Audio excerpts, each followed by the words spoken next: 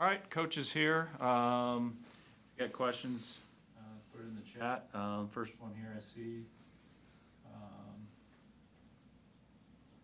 Parker, go ahead. Hey, Scott. I guess we'll just get right to the question people are wondering about, which is, of course, where did you find those aviators that you wore last Saturday? And did you get enough trust in them to bring them out again this weekend if it's sunny? They weren't mine. I got out on the field. It was really bright out there Saturday, and I don't like wearing sunglasses. I don't want to look like one of those guys that thinks he needs to wear cool guy sunglasses all the time, so I've never wanted to wear them. But I was standing on our sideline, had trouble seeing, so I had a choice of Chenander's extra sunglasses and Lambrick's extra sunglasses, and I forget whose I ended up going with. Okay, well, with that out of the way, I suppose I'm also curious about your quarterback situation. What are you willing to tell us about where you're at on that front? Not much. Still believe we have two really good players, and we'll make a decision here. Both guys have been competing for that and practicing to get there, and we'll make a decision. Brian Christopherson, 24/7. Hey Scott, what's your feeling about the special teams unit so far through the first two games? What are some things that haven't happened that you want to see happen to this point? I think for the most part, I've seen improvement. But you look at that Northwestern game, I told the team this, everything else the way it was without changing some other things that could have been changed in that game. We gave Northwestern two short fields on a kick return and a punt return, and they scored on those two drives. And the way our defense was playing, would have loved to seen them have to try to go 80 yards to score.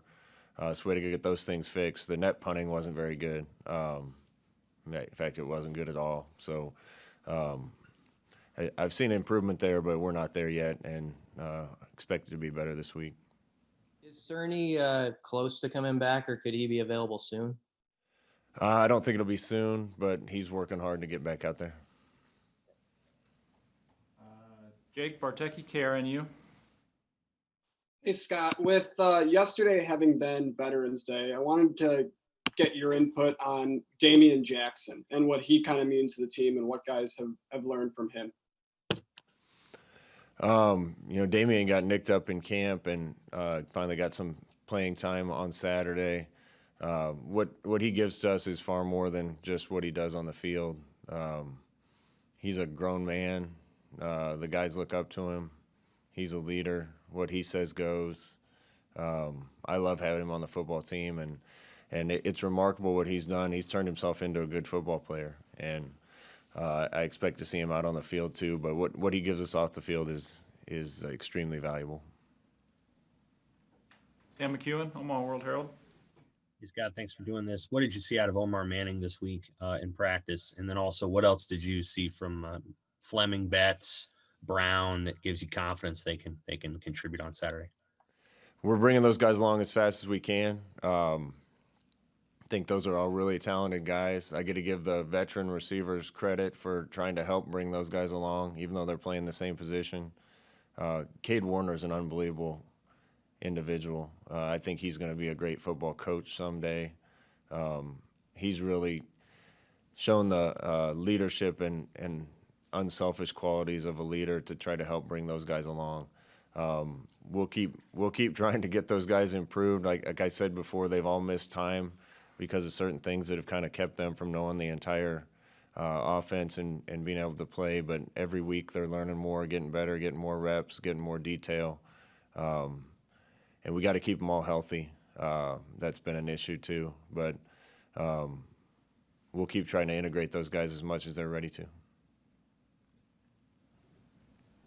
Kevin Suits, 10-11.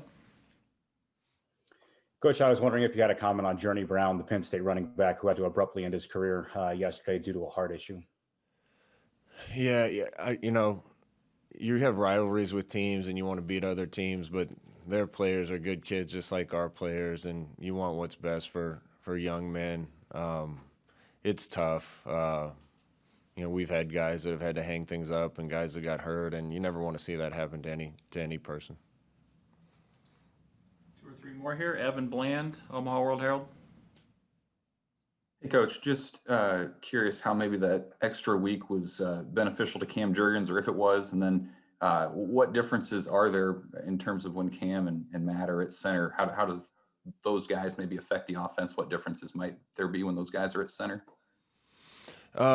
They're both really good players, a little different. You know, Matt's a little more of a thumper, a little bigger guy. Cam's really quick, really good at getting up on the second level.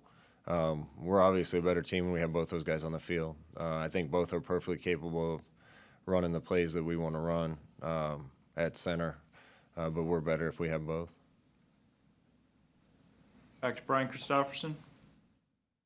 Have you learned more about your running backs after Diedrich? Are there some of those guys you'd like to get more involved?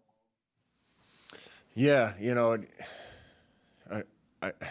all week our team was frustrated that we didn't get it done on Saturday, and I've been more frustrated than anybody else. But I balance that with just being really excited about the future and what we have in this program right now with young players. We got to keep bringing those guys along, and we're excited to do that. What was your original question? Oh, it was about the running backs, because I know going into the season you're kind of trying to figure out the rotation there a little bit, and if there's somebody beyond Diedrich who's caught your eye, I guess, moving. Running backs, Coach Held does a really good job with those guys, and I've been really impressed with the improvement. I guess that's why I brought up the young players and the excitement I have about what I see out of them. You know, Ramir Johnson's done really good things. Ronald Tompkins was our number 2 going into the first week. He missed a little bit of time for practice, and we kind of got Marvin Scott going. I thought he did really well in his first game. Savion Morrison's still there and trying to recover from just a little bit of an injury. But some of those young guys are going to be special players, and kind of the same thing. We really could have benefited from a preseason and playing some non-conference games. I think by the time we would have got into conference, a lot of these things that we're working through right now would have been worked through already. But I'm excited about those guys, and we're going to keep playing the guys that practice the best that week and give guys a chance. Is Ronald back in the mix this week? Yeah, Ronald's back around and in the mix, and he's done a good job this week. And we'll finish up back to Parker Gabriel. Hey, Scott, we talked quite a bit about your operation in terms of going on the road and all that. Is there anything that's markedly different from previous years now with a home game? Do you still go to the hotel and do all that stuff, or is your process different this year? No, we're going to do largely the same thing. You know, all year, stuff that people don't see, but when we've had kids that have been exposed to someone with COVID, and we've had to put them in hotels and separate them, and we got some kids in the hotel now, so we'll have more rooms over there than we usually do, and trying to keep guys isolated a little more. Obviously, there won't be a march through the fans when we get to the stadium. That'll be tough, but pretty much our protocol for being here for Friday meetings, going to the hotel, getting up and getting ready to play will be the same. All right. Thank you, Coach. Thanks, guys. Thanks, guys.